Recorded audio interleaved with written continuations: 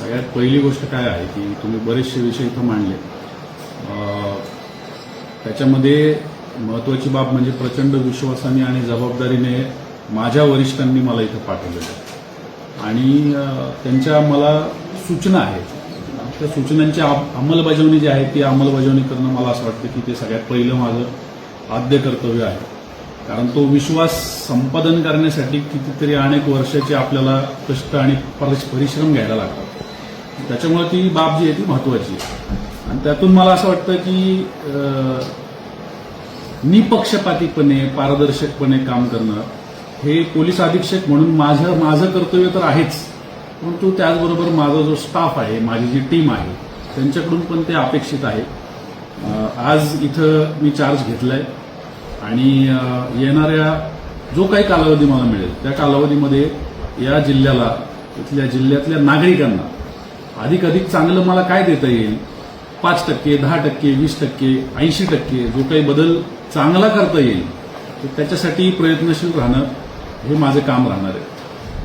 तुम्ही ज्या सगळ्या मुद्दे मांडले त्याच्यातून अजून एक महत्त्वाचा मुद्दा आणि तो म्हणजे की लोकाभिमुख प्रशासन ज्याला म्हणतो आपण, म्हणजे नागरिकांना काय पाहिजे आहे, त्यांना त्रास कमीत कमी कसा झाला पाहिजे, तर त्याच्यासाठी प्रयत्नशील राहणं अत्यंत आवश्यक आहे असं मला वाटतं.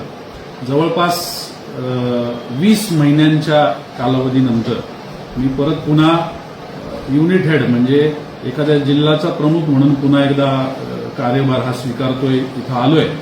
यापूर्वी 2 जिल्हे मी केलेले आहेत आणि तिकडच्या लोकांच्या अडचणी वेगळ्या प्रकारच्या होत्या, कारण तिकडची ठेवण जी होती, भौगोलिक असेल ऐतिहासिक असेल, ती वेगळी होती.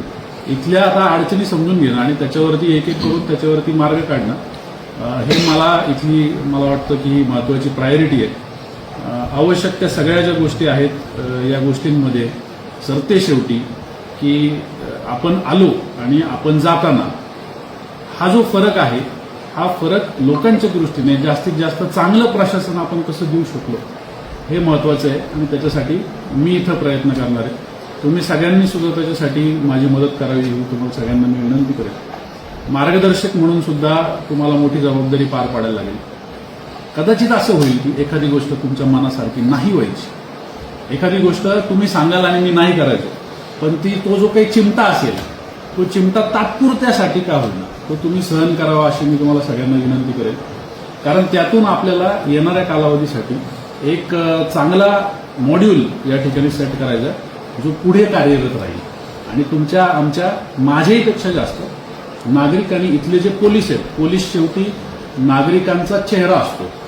जसा समाज असतो तसा पोलीस असतो आणि या पोलिसांच्या आणि नागरिकांच्या ही जी काही सांगड निर्माण होईल, या सांगडीमधून येणाऱ्या भविष्यासाठी आपण इथल्या सगळ्या, ते राजकीय असू द्या, सामाजिक असू द्या, पत्रकारितेतल्या असू द्या, ज्या ज्या लोकांना हितचिंतन या जिल्ह्याचं आहे त्याच्यासाठी आपण त्या सगळ्यांच्या मार्गदर्शनाखाली काम करून जास्तीत जास्त चांगलं प्रशासन देण्याचा प्रयत्न करूया. साहेब, राजकीय जे आता गेल्या काही दिवसापासून राजकीय क्षेत्रामध्ये पोलिसांचं नाव खराब झालं आहे, याकडे तुम्ही कसं पाहता? मला असं वाटतं की त्या सगळ्या गोष्टींच्या पार्श्वभूमीमध्ये मी घुसलेलो नाही. मला त्याचं ब्रीफिंग झालंय निश्चित, परंतु मला असं वाटतं की या सगळ्याच्या पलीकडे जाऊन आपण आता काम करणं गरजेचं आहे.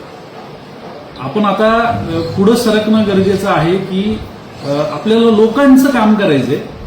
तर लोकांचं काम करत असताना लोकांसाठी काय करायचंय ते जास्त महत्वाचं आहे. आपण त्या प्रश्नांकडे जाऊन म्हणूनच तुमच्याकडून ही पानभरी यादी मी आता प्राप्त करून घेतो. गुन्हेगारीवर आळा बसेल का आपल्याला?